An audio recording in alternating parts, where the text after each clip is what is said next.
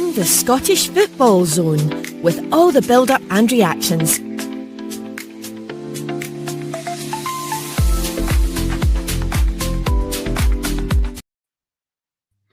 There we go, final score from Ibrox, Rangers 2, Aberdeen 0, and it was a comfortable one in the end for Rangers. We're joined tonight by Robbie, and Dave will be joining us soon, and Robbie and Ratty, so it's going to be a bit confusing with two Robbies on the channel tonight.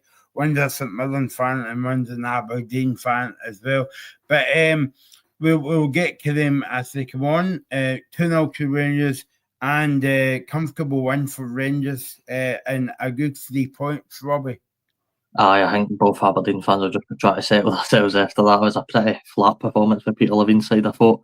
And saying that, Rangers fully deserved the win, Michael. I thought they were comfortable. I thought they played some nice stuff at times, as we were talking about before we came on. Raskin had a very good game, very positive on the ball, driving forward.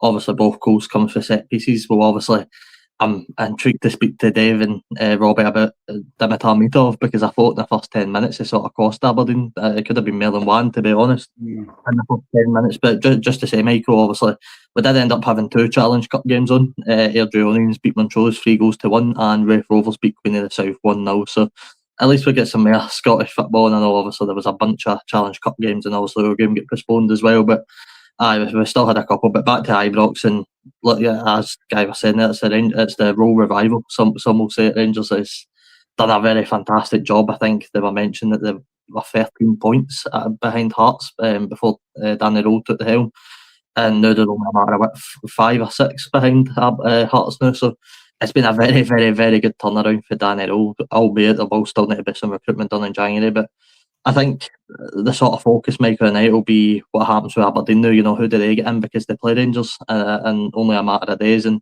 they looked miles off it compared to where they need to be to challenge Rangers. So it's going to be a big couple of days, I'd say, for Aberdeen. Do you think that they'll get a manager in time for that game on Sunday? A part of me almost thinks that they might need to, just based off of that. I thought we were speaking about it just before the game kicked off. Peter Levine did not look one bit bothered during that whole game. I thought I think it's his assistant or one of the coaches was up talking to him during the game. It's a guy that looks like the old Norwich manager. He was up talking to him, and the guy, he just didn't look bothered with what he had to say. He just sort of nodded and got along with it, and you just kind of think, how much has this guy actually bothered? It'll be interesting to speak to also Dave and Robbie about that, but I almost feel, Michael, that they have to make an appointment before the game on Sunday. I don't see Peter Levine being able to get a win, and just based off of what I've seen tonight, it was a very, very, very poor performance in my opinion. For the Aberdeen fans that travelled, they pretty much knew it was over by half time. I think that's safe to assume. I didn't see any way Aberdeen get back in it, so there'll need to be some signings, I think, as well, as long as a new manager before Sunday. Yeah, I mean, fair play to Aberdeen fans travelling all the way from Aberdeen. I mean, fair dues, Robbie. You can get Aberdeen fans living in Glasgow, East Kilbride, and all that, but the majority of them came from Aberdeen. So well done to them. Paul Donaldson says on YouTube, disappointing result, but the performance was a lot better. I didn't actually think the performance was a lot better, but I mean, Paul sees more than Aberdeen than me and you and any of the other guys apart from Dave on the show. He says a lot better performance than we've seen in the past few weeks. I'm not actually sure about that one. Michael, I think it was definitely a lot better than Falkirk. Just based off of some of the highlights I've seen, they were really flat against Falkirk, and to give them a bit of credit, they at least created chances against Rangers. You know, they had the couple of balls at the tap that managed to actually work. Obviously, one hit off, I can't remember the player's name, it hit off his knee and ran straight through to Jack Butland. They obviously had the 2-on-1 where the guy probably should have shot and instead he tried to pass it across. So, you know, Aberdeen did create a few chances. I get what Paul's saying, compared to, you know, the likes of the Falkirk game and the Hibs game, probably was improved, but in my opinion, they're still miles off the mark if they want to challenge Rangers and challenge in that sort of top 6 and beat those sort of teams, because they play Rangers, and then I think the next league game's Livingston Kilmarnock. So, you know, they want to try and at least get in a bit of form before they sort of run of games. Yeah, I mean, if you're into your statistics after the game, I know the bottom line is the score and they get beat 2-0, Robbie. But I mean, if you look at the statistics, Rangers had 22 shots on goal. Aberdeen had 9. I can't believe that. And the shots on target, Rangers 8 to Aberdeen's 3 on the whole. But I mean. You're probably sick of me saying this, Robbie, right? But on the show of the week, I always talk about stats and all that. But I mean, I don't think supporters are interested in that. I think the supporters are mostly interested if you put the ball in the back of the net. And I've seen maybe better teams in Aberdeen going to Ibrox in the past and still getting beat, but put up a bit of a fight. I think Aberdeen's one of the weird ones, Michael. You almost feel Aberdeen should have a manager in the door and should have a way of playing that gets them results. You know, they should be looking to get results first and foremost. Let's be honest, they're the last couple of seasons. Aberdeen have been up and down. You know, they've never found any consistency. So for me, I get what Dave and Paul and all the other Aberdeen fans are saying. You know, of course you want that guy that ticks every box. You want the guy that plays direct attacking football, goes at teams, has no fear. But at the same time, for all that, Aberdeen should have a manager like that, and you know they should be able to attract a manager like that. First and foremost, you've got to balance consistency, and you've got to start getting consistent top sixes and consistently getting into top fives, top fours. You know, even the top three. You know, Aberdeen count themselves as the third biggest club. In Scotland, you've got to find consistency and balance to get in there first and foremost. So the next managerial appointment doesn't just need to be able to play that type of football and be able to do all this and that. They've got to get consistency and they've got to get it right. Paul Donaldson says, I'm happy to give Peter leaving to the rest of the season, Robbie. I'll ask Dave when it comes on, but after that performance tonight, it's so harsh to criticise Aberdeen. I thought, in terms of the way they defended and the way they let Rangers play, it could have been a lot better. I mean, Rangers were walking through the game at one point. I mean, to go back to the first goal, as I mentioned to you, Rangers just play one ball straight through the middle to Raskin. Raskin runs forward a bit, gets a shot away, blocked out for a corner, and that's where the goal comes from. You know, Aberdeen can't defend like that on the midfield. The midfield looked completely lost at times. So I thought on the flip side that Aberdeen did create chances, as we mentioned. They had the 1-on-1 where it came after the knee and the sort of 2-on-1 as well. So there was definitely chances there for Aberdeen. They just need to be a bit more clinical, and I think that's where maybe the recruitment comes in. I think they might look at an attacker to maybe bolster that part of the squad and try and kick on. Yeah, so Rangers won 2-0 tonight. Fernandez scored a goal early on in the game, and just before half-time, Raskin scored to make it 2-0 as well. I think, if you ask Danny Rowe or any of the players after the game, they would say it was a decent performance, but wee bit disappointed because we could have won that 3-4.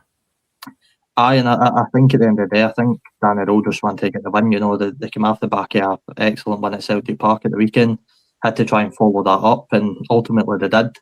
Probably things that Danny Rowe want to work on again. I thought defensively they let Aberdeen through a few times, even though they did miss a couple of big chances. But I think Danny Rowe will just be glad that his team get the 3 points. Dave, disappointed tonight. What was your take on the game?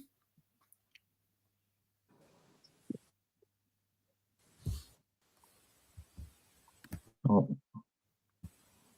I'm going Dave's there. Yep.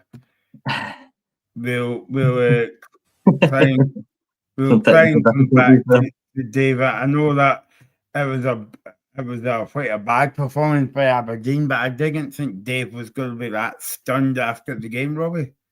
No, obviously technical difficulties going on there, but no, I think Dave's always, before the show he was an honest guy. He put on Rangers to win 2-1. I also said 2-1. I thought, I did think Aberdeen would have scored, and they created the chances to score. They definitely had some clear-cut chances to get back in the game. And another day, maybe they take it, and maybe it is a different outcome. Who knows? But I just thought Rangers. I thought they handled themselves professionally, Michael, and I think that's one of the big things they had to do. It's all right beating Celtic and all that stuff. If you don't get through games where you're going through tough periods and tough spells, then what's the point? And going to Celtic Park and winning 3-1, you know what I mean? What's the point in getting all these big wins? So for the Rangers, it's another 3 points. They'll go again on Sunday, no doubt, away at Pittodrie. And I think one of the big things as well is Michael Aberdeen will need to be a lot better on set pieces on Sunday if they want to get out of the game. That was far too easy. And we obviously spoke about Dimitar Mitov. I don't know what he's done for the first goal. He comes out, claims he get tugged in the back, which I don't even think, I can't remember, was it Mikey Moore potentially? It was something like that. I don't even know why he's moaning. Mikey Moore didn't even know where he was. He was too busy focusing on the Aberdeen player. So they'll need to be a lot better defensively anyway on Sunday. Yeah, no, exactly. So Dave will be hopefully rejoining us in a minute or two. Technical problems up there, Robbie. I think we can blame the snow up there tonight as well. But I think if you ask any Rangers fans after Saturday's game, they would be expecting a kind of decent performance, but a kind of like 3 points tonight as well. Aye, that's what it's all about. It's just getting the 3 points on the board. Look, Rangers had no consistency under Russell Martin, like none. They could not beat anybody at that time. So the fact that Danny's come in and turned around the ship the way he has, you've got to give him credit. Of course, they play Aberdeen next, then Annan, then Ludogorets, and then Dundee. So it's a run of games where they'll sort of take a breather for the league for a bit and then go back to it against Dundee at Ibrox, which I'm sure they'll be looking to win. Obviously, the last time Dundee went to Ibrox, we know what happened under Presley, a bit of a shocker result. So, Danny Rose slowly, Michael, turning the wrongs into rights, and with a bit of recruitment behind his back this January, which I've not really seen any rumours on who they're trying to sign or any players or anything like that. But if they get the right players in and they recruit well, it could be a good season for Rangers and a good last sort of 4 or 5 months of the season as well. Okay, so we're going to try Dave again and see if he's there this time. Yep. So there we are. There's good. Can you hear me now? Yeah, I can hear you now. Good man. Yeah, good man. I thought you were stunned after that performance, Dave, as well. And what was your take on? Yeah. What was your take on that performance, Dave? Rangers were professional, did what they had to do. For Aberdeen, I heard Robbie speaking about Mitov.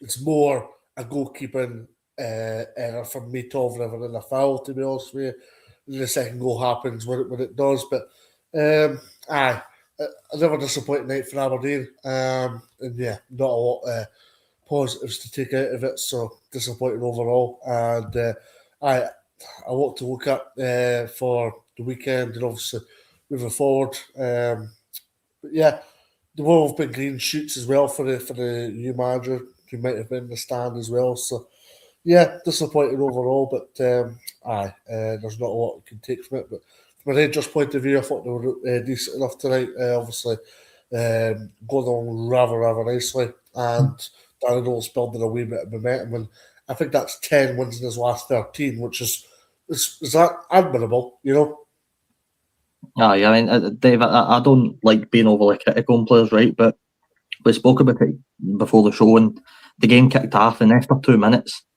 Mitov already makes a mistake, and this is even before Rangers take the lead. And I'm sitting there going, if you're an Aberdeen fan, your heart must be in your mouth right now, because that's 2 minutes into a game where the crowd's already behind you so much, and the players are already up against it, and only after 2 minutes they already look so unsteady.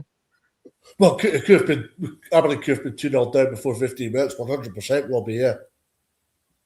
I just wonder, do you think that this could spark the sort of chance for Suman to go into the net for Sunday? I hope so. I think I made the point earlier to you, Robbie, that I felt the magnitude of the game and the fact that the game was at Ibrox and everything. I felt that's why Mitov got the nod tonight. But that's a few times that Mitov's been in the final line now. St Mirren at home, Hibs last week away from home, and then tonight, of course. Now, you can get away with an error in a one-off situation because goalkeepers they get the same level of criticism as a striker if they miss a sitter. It's exactly the same, albeit it's in totally different contrasting circumstances. However, yeah, as I've alluded to, that's 3 times now. And you'd like to think you've got a squad for a reason. If I'm the manager, if I'm senior at Aberdeen Football Club, I'm making a point to people that you've got a squad for a reason for various positions. Now, as far as an outfield player is concerned, if Graham Shinnie put in abject performances, if Leighton Clarkson put in abject performances, if Kevin Nisbet or, Knudsen put in abject performances, it would get scrutinised. Mitov deserves the same level of scrutiny now. Dimitra Mitov will go down a legendary status for me for the penalty save in the cup final last year. But we're 8 months down the line now, and it's a totally different picture altogether. And Aberdeen need to be careful that they're not looking over their shoulder. People might forget this, but Aberdeen were in a relegation battle when Peter Leaven took over. Not saying it's got to that point yet, but if we're not careful, we might be looking at a wee bit of trepidation. I don't think there's as much to pressure this time around because I do think that Dundee, Kilmarnock and Ulster are in a far more precarious position, but that's another story for another day as far as I'm concerned. And yeah, this is another disappointing outcome for Aberdeen. But for Rangers, really good, and I think it could be interesting. 3 points behind Hearts, and Rangers are not out of it, I feel. Aye, Dave. Michael was asking me about obviously Peter Levine in the game coming up on Sunday. Paul Donaldson put in the chat that he'd happily get to him till the end of the season. Would you agree with that? That's a good question. Probably. Probably if Aberdeen had an idea or right. I made the point to people on Saturday night when the speculation started that I felt that Aberdeen needed to go and be proactive. I didn't want a back to square one scenario, such as what we've seen on countless occasions with Dave Cormack. And I don't want it to be like that. I hope Aberdeen have got rid of Thielen and they've drawn up a formidable plan to go and move the club forward. Because if not, oh my God, we're back to square one. What I will say is I'm not a big fan. Paul Donaldson's touched on it there. I'm not a big fan of Woods. I'm going to pronounce this incorrectly here. Pfannstiel, that's how you pronounce it. I'm not a big fan of Woods being in the dugout. He's got a director role for a reason. A director is upstairs in the boardroom. A manager should be the manager. Yeah. I was speaking to a mate tonight and he says it's a common theme in European countries, but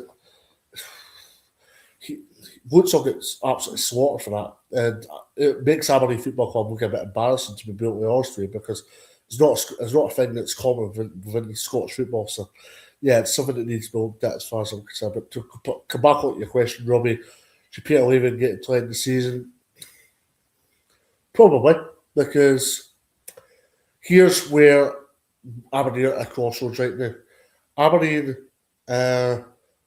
are in a dogfight to make sure they're not in a Kilmarnock, Livingston, Dundee position, but at the same time, there's still a lot to play for this season. And I'd argue that the next 2 games can't define Aberdeen's season.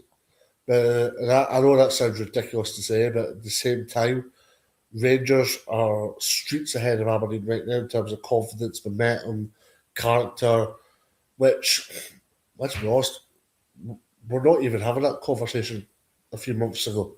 So that just tells you everything you need to know. But I'll give it to leave until the end of the season if there's not a plan B in place now. Well, Michael, I think Peter Levine has probably answered your question earlier when asked if he'll be in charge for Sunday's home game against Rangers. They said, I think so. So he clearly probably knows he's going to be in charge for the next wee while anyway. I think if it was anything, I would say in terms of the manager, it'll be round about the way for Rovers Cup tie. It'll either be before or after. I think that's a pretty good place to bring in the manager, to be fair, for that cup game. And I think that's, Dave, that kind of brings me back to the point that, okay, if Aberdeen got a point tonight, right, or else if they got 3 points for the going into Ibrox, we would be saying, Peter Levy, I give him the job. But on that performance tonight, do you think that Aberdeen was too quick to sack Jimmy Tillon? I mean, they only sacked him yesterday, and they knew that they were going to have a big game tonight against Rangers. I suppose the key word here is hindsight. I suppose it is, because you had a big game against Rangers. Ultimately, who knows how we would have got on in the Tillon. It's an interesting one. What I will say to caveat your questions, guys, is the backroom staff tonight were Stuart Duff and Paul Coots. Now, I want to give people a bit of context here who aren't Aberdeen fans. Stuart Duff coaches the Aberdeen youth teams, and he's been coaching them in Aberdeen have been putting teams in the Highway Cup competitions, and he's been coaching Aberdeen in them. And he's a very respectable coach. However, Paul Coots was on the Aberdeen coaching staff tonight, and Paul Coots is a member of the Youth Academy coaching staff.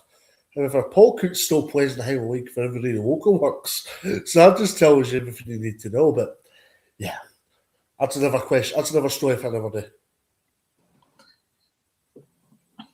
I think from an Aberdeen point of view, and we'll move on to Rangers in a minute or two, but I think Aberdeen, okay, their calf shots, half chances during the game, but Nisbet had the header in the second half, and I think that was it from an Aberdeen point of view, Robbie. I mean, look, it was such a weird first half, because I thought for all the Rangers got themselves into a 2-goal lead, both set pieces could have been avoided in some manner. We spoke about the first goal, Michael, and I just can't believe I still can't get how easy it was for Rangers to break through the midfield. It's one ball. I'm pretty sure it was Fernandez that played it into Raskin. Raskin just turns into what it feels like the whole Ibrox in front of him. You know, he can just run wherever he wants. Doesn't get closed down at all. They win the corner, and again, Mitov gets a bit of stick for gone down in that situation. And then, the second set piece, I thought that maybe could have been defended a bit better as well. Maybe I'm being a bit too harsh, but I did think the game was one of the lowest on the set pieces. And, if the game's going through to Sunday, Michael, Aberdeen are going to be a lot better off in the sort of positions to try and get something out of the game. What I will say, I've just seen Raskins go back again. Both the goals from Rangers' point of view are soft. And I don't imagine Peter Levy will be very happy.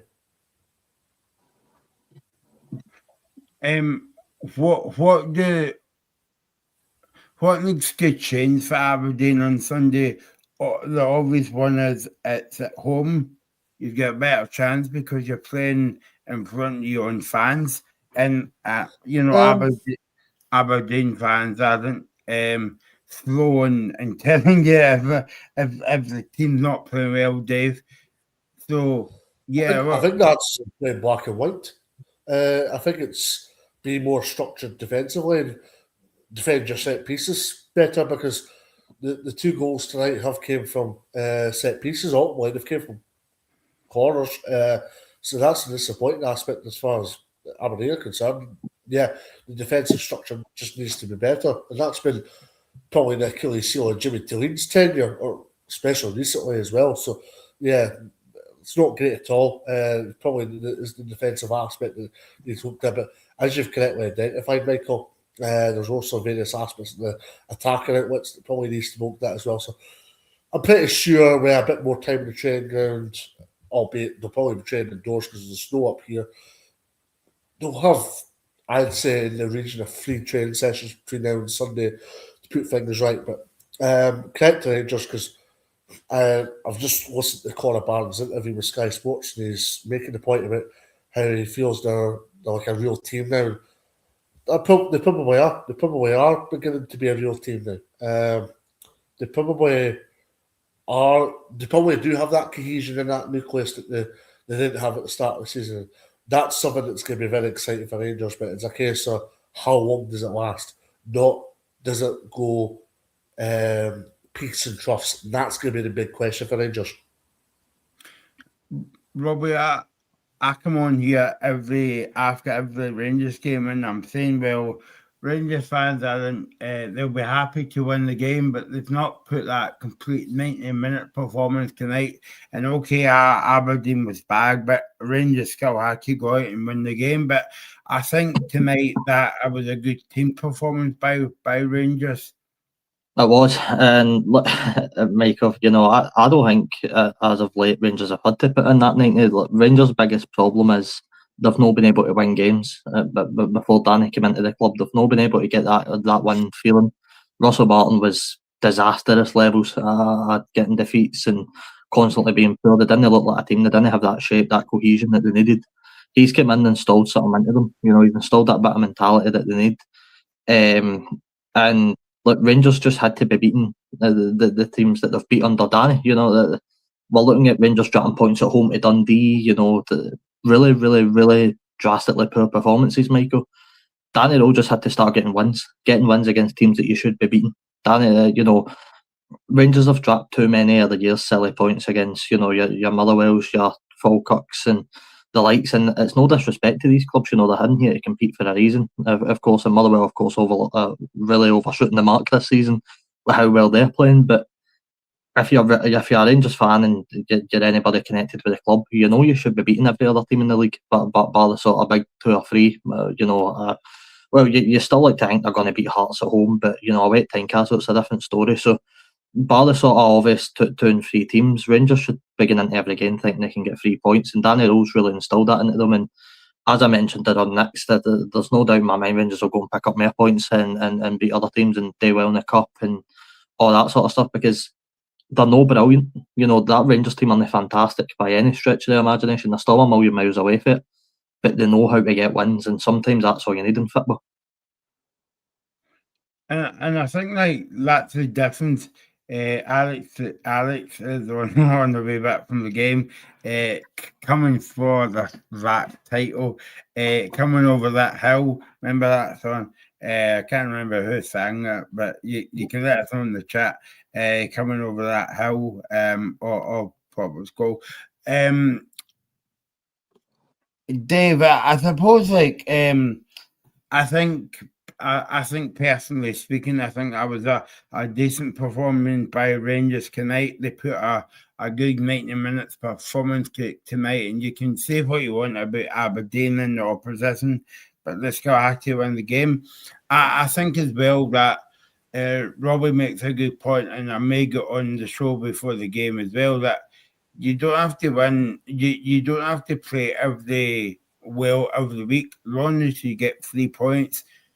And Rangers hasn't played well for the past, couple of weeks, but they're still getting wins, and that kind of breeds confidence a wee bit better.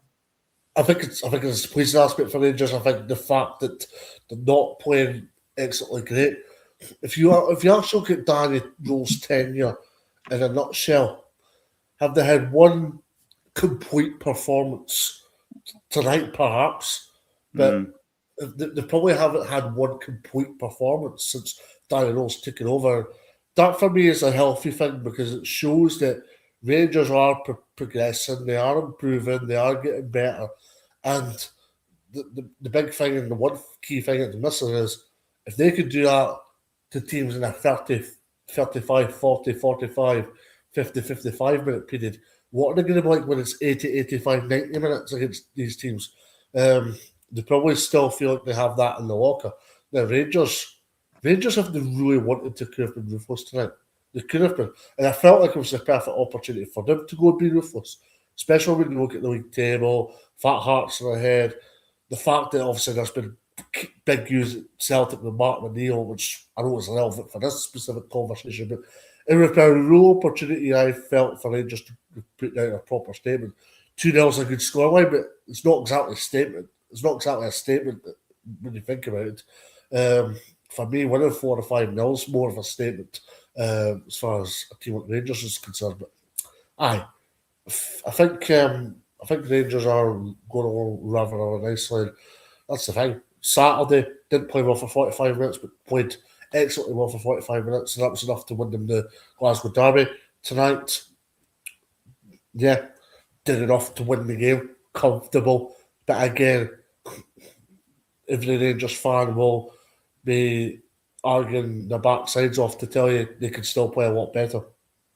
And Michael, as Dave says, I think that what that also gives you is a chance for Danny Rowe to say, look, we're playing well for 55, 60 minutes and we can get results, but this still shows that we're not the complete package and we still need good recruitment in the window, in this window and the summer.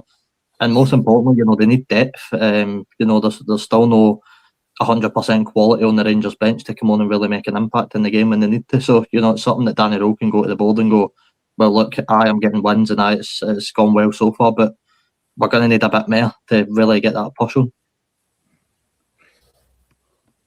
David, I know that we always say because the two teams are playing in a few days, Tuesday to Sunday, they might not see a lot of differences in the team, but I think Aberdeen would have to make a lot of differences, whereas the Rangers might, they might go into the game, they might, keep the same team, they might tweak one or two wee things within the team.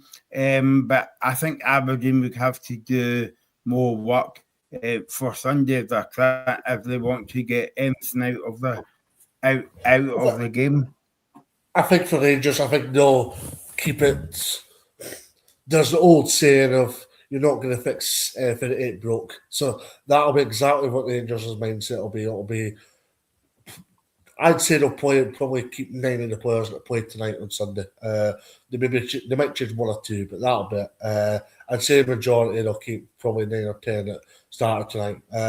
The changes will ring when they play Ireland Reflect in the Scottish Cup a week on Friday. That's when Danny Rowe will ring the changes, because you'll not underestimate Ireland, but at the same time, they'll be expected to go win that very comfortably against the League 2 side.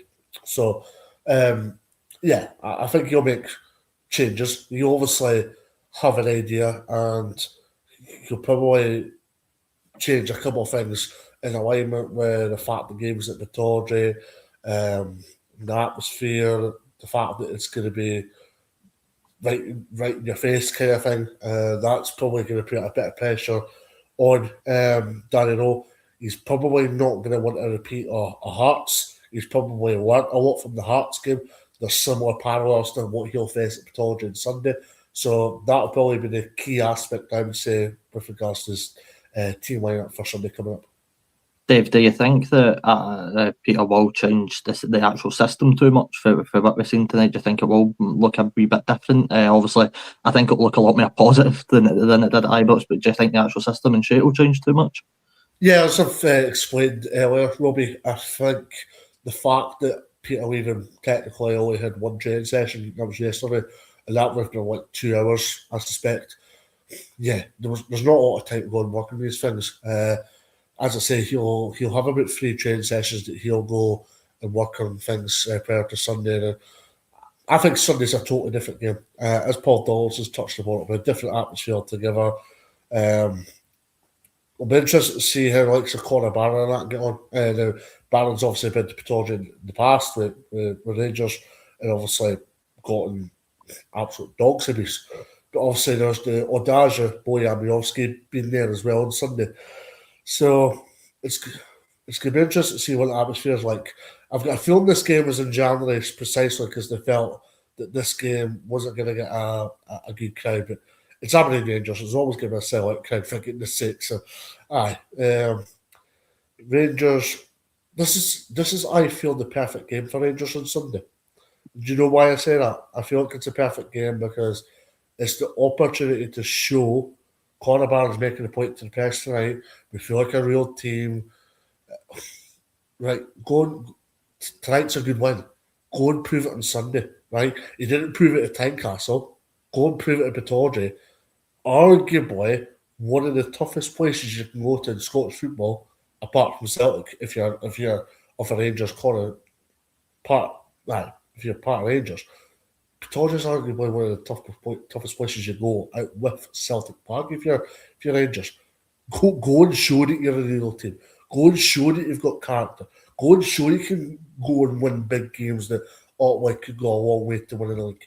Because it's pointless having 6 well-earned points Saturday and tonight and then go to Pittodrie on Sunday where you think you're fine and then, it's a bit of a reality check. So Sunday's going to be very key to see how the characters from Rangers, also what their mentality is going to be like, because the mentality over the best part of 4 or 5 years now, probably since Gerrard left, has been questioned in big games. And even under Gerrard, you can argue it's been questioned. So this is why Sunday's very intriguing from a Rangers point of view.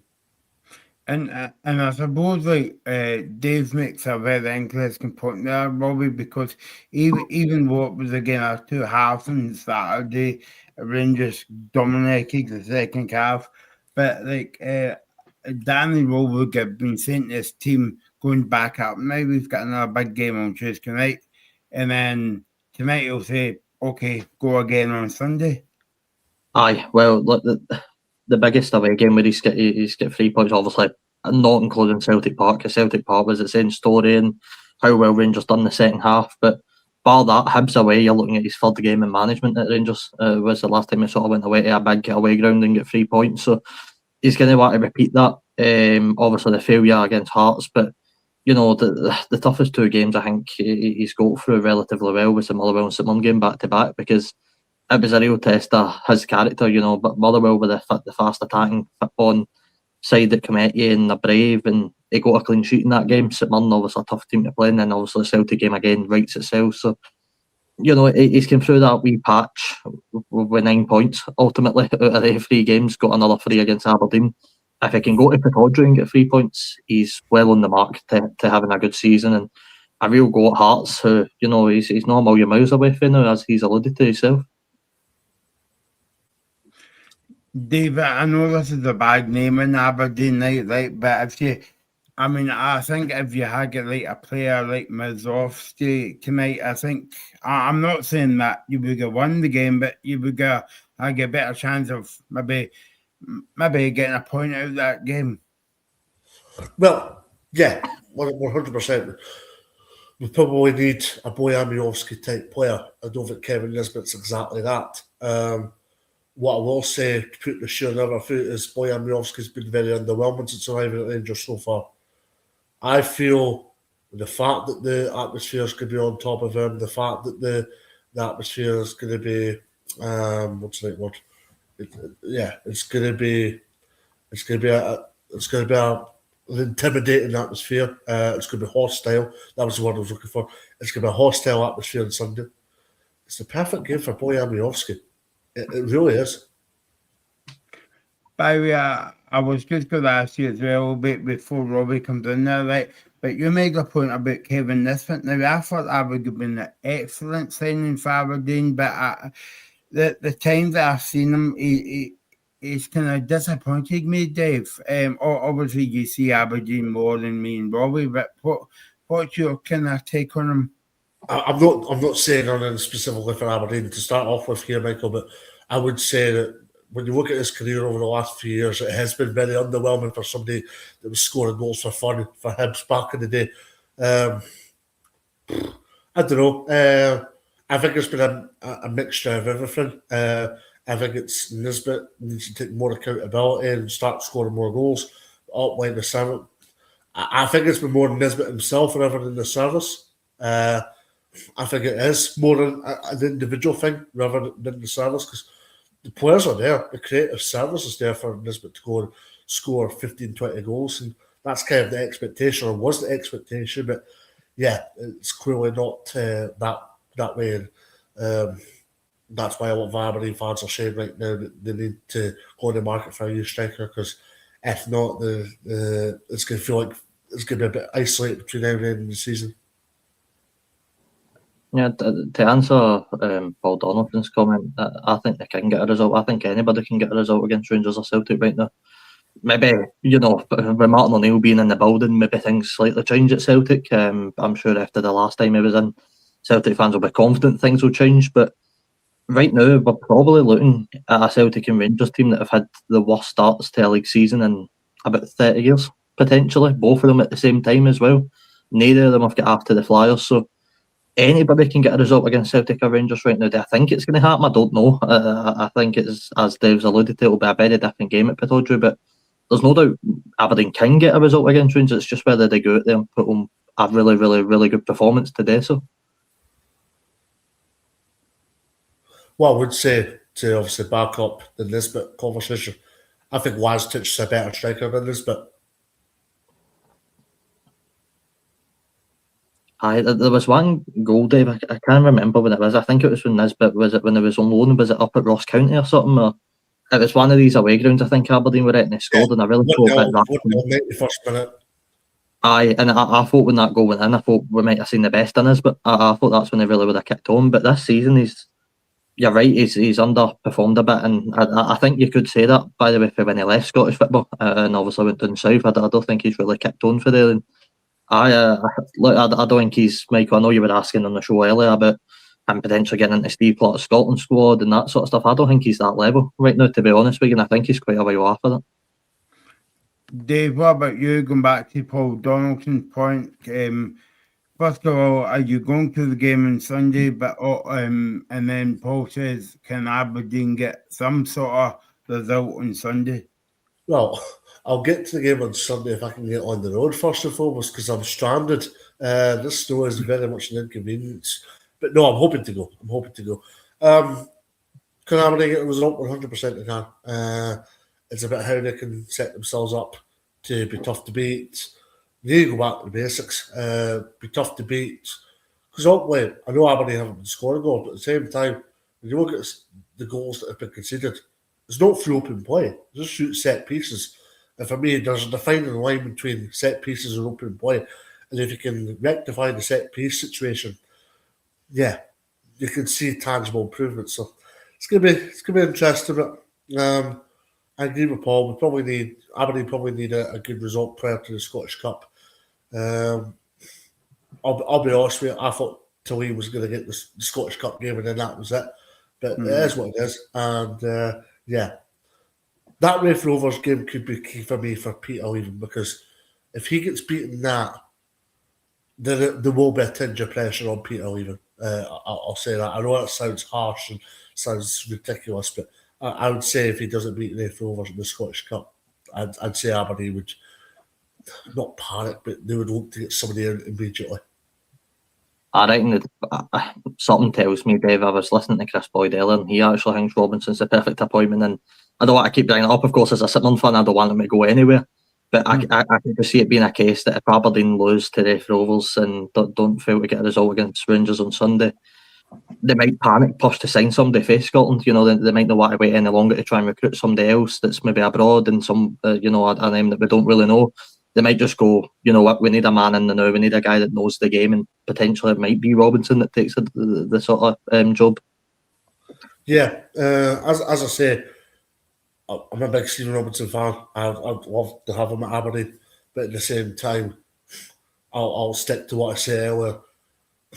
That would be the only reason I feel why Stephen Robinson would come to Aberdeen, because as I've made the point earlier on, and I feel like I'm emphasising it, but Aberdeen would have tried something long before now if they were really keen on Stephen Robinson, because he's been linked 2 or 3 times for the job now, and Aberdeen at not one stage has made an approach, which is why I don't think he's in Cormac's to-do list in terms of contact. And what I would say is, when you look at the managers Cormac's appointed during his time as chairman, they've all been not rookie managers, but they've all been managers who haven't really been tested at a club the size of Aberdeen, like Goodwin and Robson and Glass.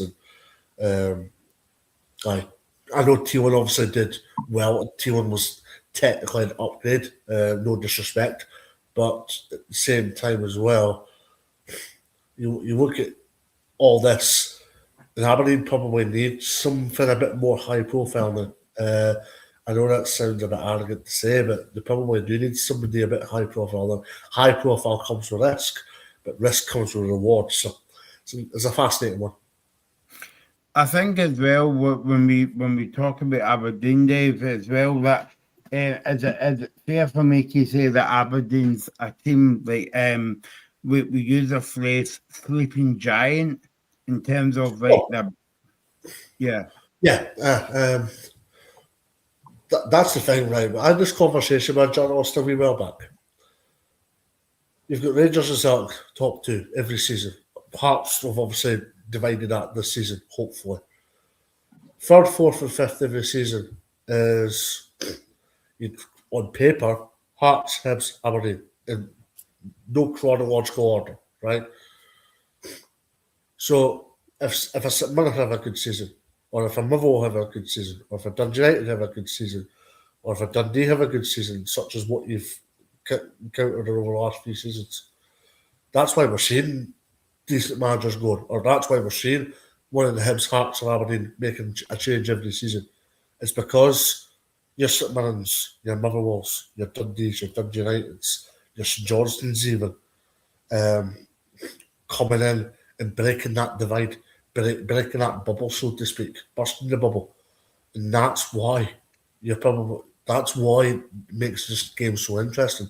I was reading a stat yesterday. We've only had 13 managers that have been in their posts across the whole SPFL structure in the last 2 years, which means that we're becoming a bit more cutthroat with regards to sacking managers because there's more pressure. And it's like, as we guys all know, it's more a business now. So yeah, fascinating, that's for sure. Aye, Michael, that's what's making the overall game better. You're reading reports today that Claudio Braga's potentially off to Burnley for £5 million. A couple of years ago, a team like Hearts would never have been able to sell a player for £5 million into the English the top two because we just didn't have enough stature, let's be honest. And the last few years, it definitely has gotten to the best point I've ever seen in my lifetime, Scottish football being in. This season proves that there's no doubt that we spoke about it in the show a few weeks ago. The standard of Rangers and Celtic is gold worse, but that's not made the league worse. It's made it 100 times better. And this season, you're seeing they're just rewarding that, and managers like Jens Berthold standing out. And no be long. I can tell you that no be long before he gets a big move to a big club because he deserves it, and he's doing that with a Motherwell team. I can only imagine what he could do with a bigger team with more budget and more recruitment possibilities and all that sort of stuff. So it's not only making our game better, but it's making these type of managers that maybe when they get a chance in another league really stand out in our league. I think as well that maybe this is a different point for a different show, guys, but I think Dave hits the nail on the head because there's Neil McCann saying that a contract to come out to get. I think he's saying to the summer of 2028. Is that right? 2027. To that, yeah. But I was actually thinking to myself, like, not so much football players, Robbie, but managers. When they sign contracts now, when you think about it, contracts don't mean anything now in football. No, literally anything can happen in football, and that's the beauty. I think, obviously, we'll talk more on the show, I'm sure, on Friday, Neil McCann's appointment, and certainly sparked up a lot of debate. But, the managers are getting a chance at clubs, and, managers are getting long-term contracts, but it does also mean for the likes of Motherwells, for the likes of St Mirren's, for albeit Robinson, Jens, all these guys are doing well. There's only so long you keep them.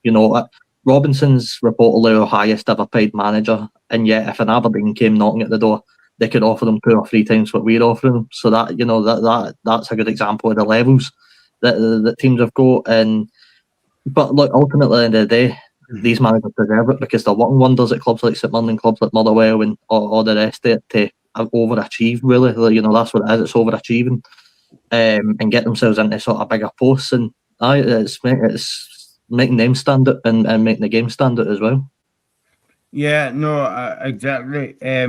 So yeah, Sunday's a totally different game, Dave, as well.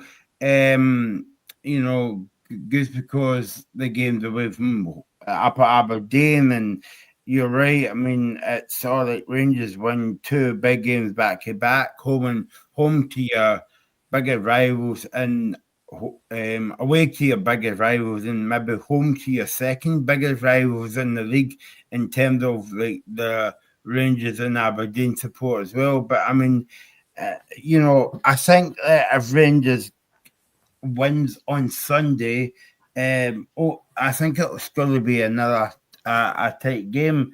I think that the Rangers fans will believe, because I mean that's the top teams, albeit they play Aberdeen twice, home and away. But that's a two biggest rivals in the league. I think the next several weeks will tell us where everybody's at in terms of that top 3 and where they're going to be and everything, because I'm not saying that the league will be won next month, but Hearts have got in quick succession Celtic, Hibs, and I think they've got Rangers very, very quickly in that picture as well. So the next few weeks for me for Hearts are very, very key. Because I was having a look at the fixture list prior to the split, and Hearts' fixtures, they've got a very tough February, and then March is slightly easier in terms of the opponents they're facing. Rangers will be similar, Celtic will be similar. And this for me will be very key to see where every team's at. Now, hindsight's the wonderful thing here. Are Rangers winning that game 3-1 on Saturday if Martin O'Neill's in charge? Probably not. What you're probably thinking is that Celtic go 1-0 up, such as they do, and then they go and kick on and probably score 2-3, maybe even 4. And then, with the way Martin O'Neill would have set up the team, Rangers are not scoring 3. So this is where the next several weeks will be very intriguing to see where every team's at. And that's... Sorry, Robbie. No, Mike, I was just saying that's where the 25th comes into place.